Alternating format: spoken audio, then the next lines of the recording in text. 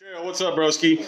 My question for you is, what is the toughest training camp you have ever been a part of that was not your fight? Oh, I'll tell you, it was Randy Couture versus Josh Barnett.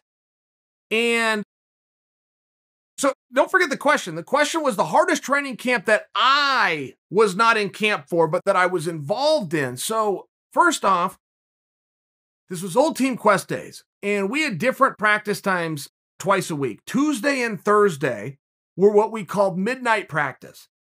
Now, midnight practice started at 8:30 at night, but it was so dark in Oregon. It was so gloomy, and like the city that we drove into was completely shut down. There was just nothing there except our gym. We were all lit up and cars pulling in, and Randy's the only one that has a fight. And it was a different time back then. Pride was doing 5 shows a year. The UFC was doing 6 shows a year. The WEC was not a name. Bellator was not a name. Strikeforce was not a name. I mean, it was a different world and a different time of fighting. So everybody was very excited, and there was really no excuse not to be there. It wasn't as though you were at work or you were at school. So the gym would just fill up. And essentially, we were all just riding the excitement that we knew a guy that was going to go fight on TV. So this was at heavyweight, and because we had so many guys in the room, to be one of the rounds that Randy chose, Randy would have to turn and go, you, okay, you, okay, you. He's got 5 rounds he's going to choose. So you were constantly trying to perform at your best. And then you're just in this room, and it's that old expression that the cream rises to the top. And I remember we all got a lot better when Randy would have these big fights just because of the energy and the momentum that came through. Now, if you belong to an MMA gym now, you may not feel that because you look left and right and someone signed over to Bellator and here's a guy that just got back from the UFC. It's one of those things. But back then, to have a guy in the room who was even signed to a top organization, let alone a fight coming up, let alone a heavyweight world championship fight, it was just one of these special things. So I remember how difficult that camp was. And I also remember there was a little bit of awkwardness to this camp. So Randy had won his first world championship beating Maurice Smith. But somewhere through that experience, they became friends.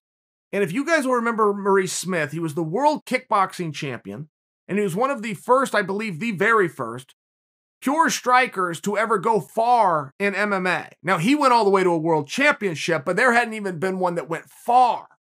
So Maurice was very special. He was a very special figure, and he lives 4 hours up the road near Seattle. Bellevue is where he lived. So Randy came in with a completely opposing style, which was grappling heavy and not really understanding all the strikes at the time. And that's the way it was back in the 90s, and was able to win the championship from him. But the point was they realized, why don't we team up?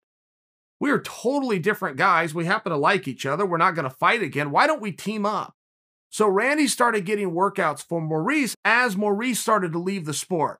So now it wasn't a matter of, okay, I'll teach you and you teach me. It was, hey, Maurice, you coach me and I'll listen to you. Okay, great. So Maurice is on board and he's doing his job as a coach. And all of a sudden, when Randy gets lined up with Barnett, Barnett also trained with Maurice. So what does Maurice do? And he goes, you know what? I'm going to train you both. I'm going to sit this one out. When you two go fight, I'll be in the back, but I'm going to train. I hold practice when I hold practice, and whoever comes through my door, I work with. So Randy was going up there and getting these workouts with Maurice, and Josh Barnett would be in the room.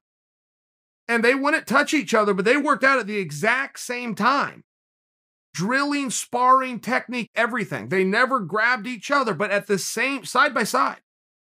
And I knew guys, Dennis Hallman, for example, was there. Dennis Hallman and Anthony Hamlet told me that there was even days when they'd get done and the whole team would go to dinner.